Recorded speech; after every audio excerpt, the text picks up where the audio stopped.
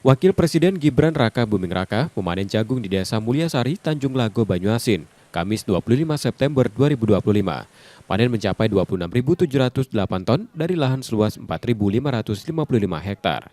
Selain panen, Wapres juga berkomitmen memperbaiki keluhan petani, mulai dari sulitnya akses pupuk hingga kebutuhan pembangunan irigasi baru.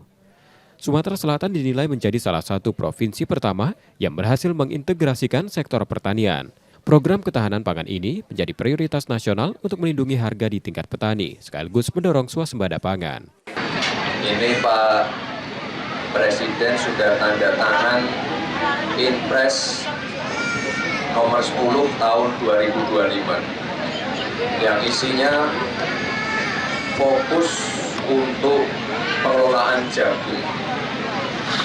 Jadi ini penting sekali untuk melindungi harga di tingkat petani dan juga menggenjot serapan di dalam negeri. Ini saya mohon nanti kita sama-sama mengawal ini, apalagi sekarang sudah ada operasi merah putih. Jadi nanti harapannya bisa menjadi salah satu instrumen untuk mempermudah dan meningkatkan skala ekonomi para petani dan juga meningkatkan produksi para petani. Untuk mendukung pemasaran hasil panen, Wapres juga membentuk Koperasi Merah Putih sebagai wadah distribusi dan pemberdayaan petani. Yudi Kiswanto, Kompas TV, Banyuasin, Sumatera Selatan.